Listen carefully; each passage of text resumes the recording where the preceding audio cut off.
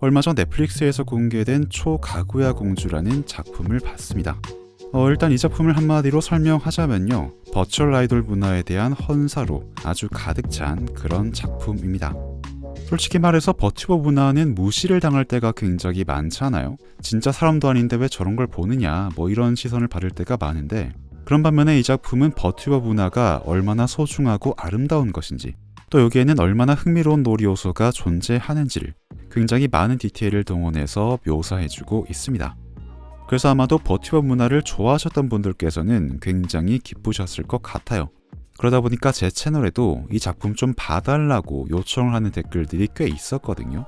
그분들도 아마 비슷한 마음이지 않았을까 싶습니다. 본인들께서 좋아하는 거를 조금 공감받고 싶어하는 그런 마음이었을 것 같아요.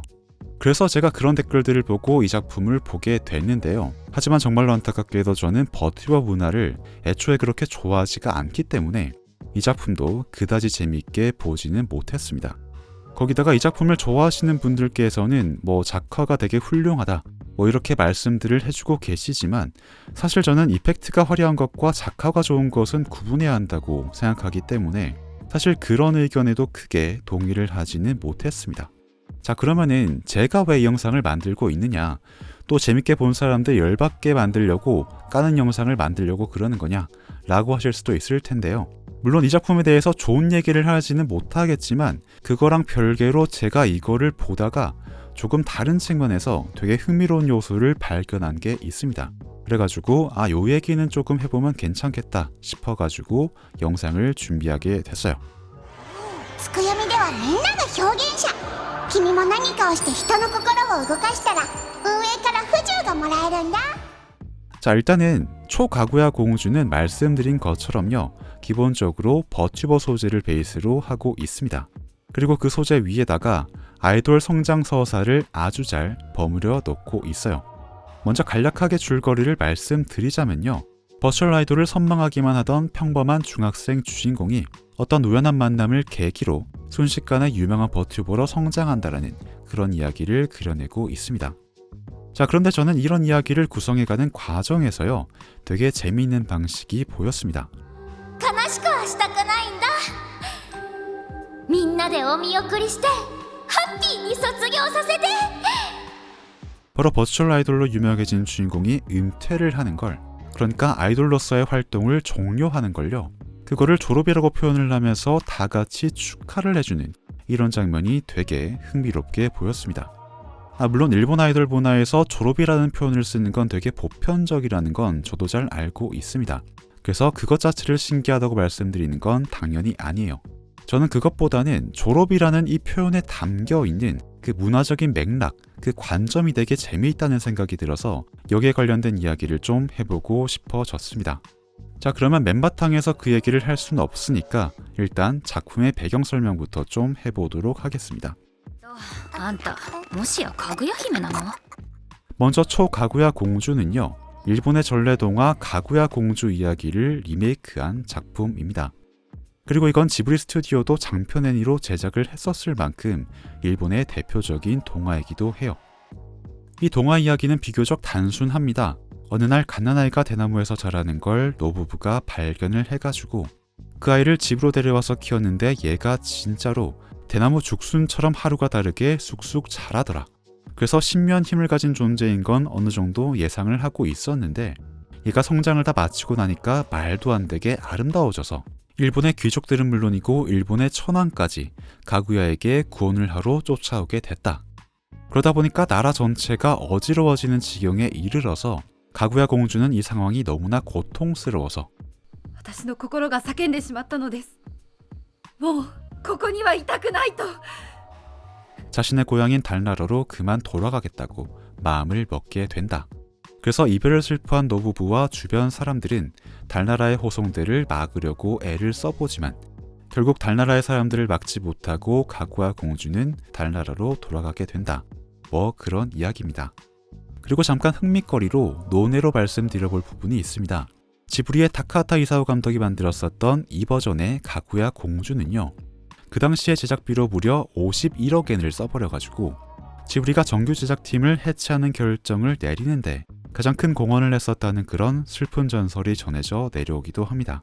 실제로 가구야 공주 이야기의 개봉일이 2013년 말이고 지브리 제작팀 해체가 2014년 초에 결정이 됐었으니까 두 사건 사이에는 확실히 분명한 인과관계가 있어 보이죠. 자, 어쨌든 이거는 딴 얘기니까 다시 작품의 이야기로 돌아와 보자면요. 이 오래된 전래동화를 모티브로 삼은 초가구야 공주도요. 주인공이 달에서 내려온 천인이기 때문에 때가 되면 지구를 떠나서 달로 돌아가야 하는 운명을 갖고 있습니다. 그런데 말씀드린 것처럼 이번 버전의 주인공은 버튜버 세계에서 가장 잘 나가는 그런 SS급 버추얼 아이돌이 돼버렸단 말이죠. 그러니까 이런 상황에서 갑자기 달로 사라져버리면 팬들이 너무 슬퍼할 테니까 주인공은 팬들을 위해서 마지막 이벤트를 준비를 합니다.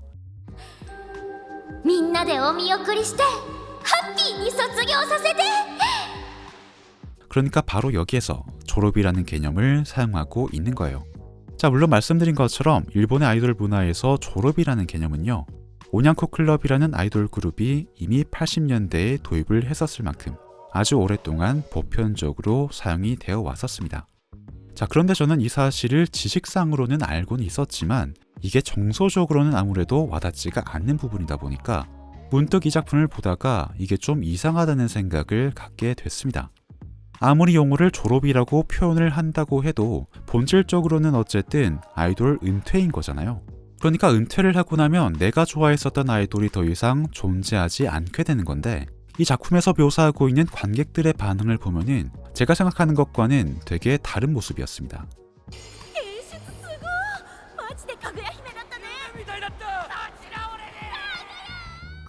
주인공의 은퇴 발표에 슬퍼하거나 아쉬워하는 그런 인간적인 반응은 거의 나오지가 않고요. 아, 너 이번에 졸업하는구나. 뭐 아쉽지만 어쩔 수 없지. 아, 이만하면 이번 챕터 마무리 잘 했다. 뭐 이런 식의 감정이 되게 강하게 느껴졌어요. 그래서 이게 좀 이상하다는 생각을 하던 와중에 기억을 좀 되짚어 보니까 이거는 초가구야 공주만 유별나게 그랬던 게 아니라 사실은 일본의 아이돌 문화 전반에서 발견할 수 있는 그런 보편적인 모습이었어요. なあ最近バラ売りが多いしねミマリンだけは女優って感じまあ事務所としちゃ当然でしょうアイドルじゃ儲かんねえってか脱皮ってやつですか売れずに引退して田舎の主婦になって。そういうミキちゃんを遠くで静かに応援していたかったです。全然ファンがいなかったらミキちゃんすんなり引退できてたかもしれません。 자, 그러니까 이게 뭐 그런 느낌인 것 같아요. 이별마저도 아름다운 의식으로 승화시키면 우리 서로에게 더 좋은 추억이 되지 않겠냐. 우리의 이야기는 여기에서 끝인 것 같으니까 우리 이제 그 다음으로 넘어가도록 하자. 뭐 이런 느낌의 굉장히 일본스러운 감성이자 태도인 것 같습니다. 자, 그래서 저는 개인적인 취향으로 이게 조금 부자연스럽다고 생각을 하지만 뭐 관점에 따라서는 세련됐다거나 성숙하고 낭만이 있는 자세다 라고 느끼실 수도 있을 것 같긴 합니다. 悲しくはしたくないんだみんなでお見送りしてハッピーに卒業させて 자, 하지만 그렇게 이해를 해보려고 노력을 하는 와중에도 저는 여전히 이게 인간적으로 솔직한 감정은 아니라고 생각하기 때문에 이런 태도가 어떤 원리로 형성이 될 수가 있는 걸까? 이게 아무래도 좀 이상하잖아요. 그렇게나 열광적으로 응원을 하면서 자기 인생의 일부분을 해당 아이돌한테 투자를 했는데 어떻게 졸업이라는 말 앞에서는 다들 합의라도 한 것처럼 뭐 어쩔 수 없지 라는 식으로 반응을 할 수가 있는 걸까? 저 사람들은 진짜로 아쉽지가 않은 걸까? 라는 생각이 계속 들었거든요. 저게 가만히 보고 있으면은 뭔가 정해진 일정을 다 마치고 난 사람처럼 미련 없이 후련해하는 그런 느낌도 조금은 보인단 말이에요. 아, 우리 이만하면 잘했다. 뭐 이런 느낌? 그래서 미련을 남기지 않는 이런 태도에는 도대체 어떤 심리가 깔려있는 걸까? 라고 계속 고민을 해보게 됐습니다. 그리고 제가 도달한 결론에는 성장이라는 요소가 있었습니다. 자, 말씀드린 것처럼 초가구야 공주도 버추얼 아이돌로 성장하는 서사를 다루고 있고요.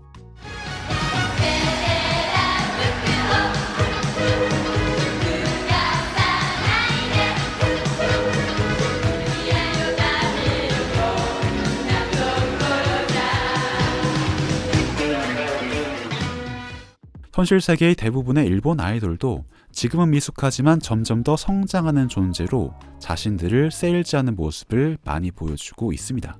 졸업제 아이돌이라는 개념을 최초로 창시했었던 온양코 클럽이나 그 시스템을 산업적으로 완성시킨 AKB48도 그랬고요. 우리한테 가까운 예시로는 일본의 밴드 아이돌 개념을 가져온 QWER도 그랬습니다.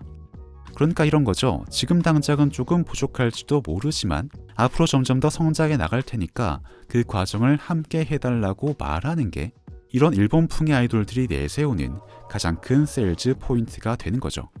근데 사실은 공연은 차치하더라도 녹음을 해야 되는 상황인 건데 테크니컬적으로 사실 좀 준비가 안 되면 아무것도 할 수가 없는 상황이라 하거든요. 여기까지 오셨다는 거 나름의 각오가 있을 거라 생각이 들고 최대한 조금 악기랑 친숙하게 될 수 있게 좀 해주세요.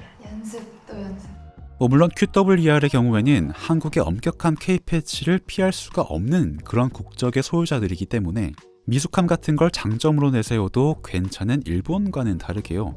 되게 혹독하게 프로페셔널한 실력을 빨리 갖출 거를 강하게 요구받기도 했었죠. 어쨌든 이런 경우를 제외를 하면 대부분의 일본 아이돌은 성장하는 학생 같은 존재로 받아들여집니다. 그래서 일본 아이돌은 학예회 수준의 조악한 퍼포먼스를 해도 그다지 비난을 받지가 않는 겁니다. 오히려 이 사람들은 미숙한 모습 같은 거를 보이면 거기에서 때묻지 않은 순수함 같은 걸 찾아내기 때문에 오히려 더 좋아하는 게 이쪽의 문화이자 정서인 것 같아요. 그래서 저는 개인적으로 일본의 아이돌 문화에는요, 솔직히 조금은 도착적인 경향이 있다고 생각을 합니다.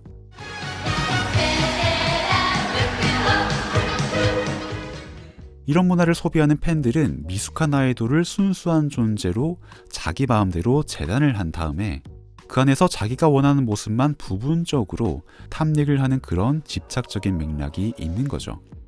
그래서 그런 보편적인 일본 아이돌과 다르게 이미 내외면의 성장을 맞춰서 단단해져 있는 사람은 자기 입맛대로 주무를 수가 없게 되는 겁니다. 그래서 자기의 환상을 멋대로 투영할 수가 없으니까 오히려 그것보다는 미숙한 쪽이 이 시장에서는 훨씬 더 매력적인 상품이 되는 거죠. 자, 그러니까 다시 말해서 아직 미숙하기 때문에 여백이 많은 거는 일본에서 아이돌로 소비되기에 오히려 최적의 탤런트가 되는 겁니다. 그래서 우리 한국인들 관점에서는 괴상하게 느껴지는 일본 아이돌의 그 미숙한 퍼포먼스나 유아적인 행동 같은 것들도 나름의 수요를 갖춘 상태로 계속 통용이 되고 있는 거죠. 자, 그렇기 때문에 졸업이라는 개념이 가능해지는 겁니다. 이쪽은 애초부터 프로페셔널한 아티스트, 퍼포머를 원하는 게 아니었고 그저 소비자의 입맛대로 순수한 존재로 재단을 할 수 있는 그런 백지 상태의 인형을 원했었던 건데 점점 더 경력과 경험이 쌓이면서 백지 상태로 존재할 수가 없게 되면은 그 사람은 더 이상 아이돌에 어울리는 존재가 아니게 되는 거니까 너는 이쯤 되면 네가 할 일은 다 한 거야 라는 식으로 졸업을 시킬 수가 있는 거죠.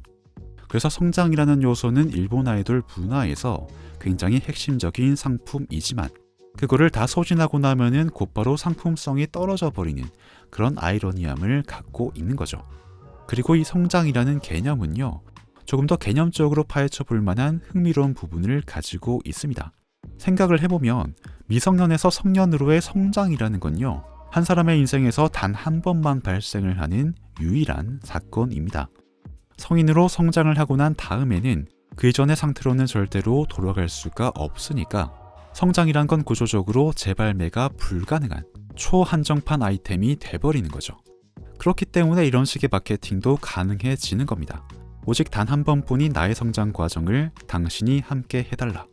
자, 그래서 이런 식의 비유는 저도 딱히 좋아하지는 않지만 이거는 약간 비유를 하자면 처녀성에 대한 환상을 판매하는 것과 굉장히 비슷하다고 생각합니다.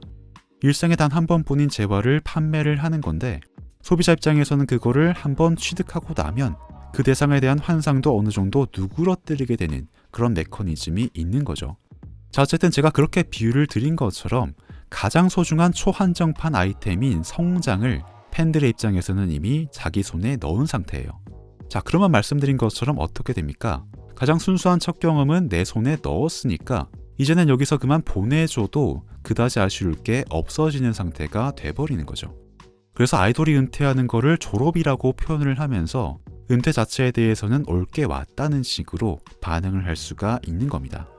그리고 이왕 끝낼 거라면 우리 서로한테 좋은 추억으로 남을 수 있도록 잘 마무리하자 라는 식으로 흘러가게 되는 거죠. 자, 그래서 이거는 일반적인 문화상품이 아닙니다. 물론 수많은 연예인들도 자신의 매력을 상품으로 판매를 하지만 뭐 뛰어난 재능이나 신체적인 매력을 판매하는 그런 일반적인 경우와는 다르게요. 이거는 돌이킬 수 없는 시간을 판매를 하는 겁니다. 대체가 불가능한 나의 유일한 경험을 팬들과 공유해 나간다는 그런 정신적 동거의 개념이 되는 겁니다. 그렇기 때문에 아이돌 산업에서는 팬들과의 관계를 밀착시킨 상태를 계속 지속하는 게 엄청나게 중요한 자산이 되는 거죠. 자, 하지만 그런 산업적인 이점이 있는 반면에 치명적인 단점도 당연히 따라옵니다.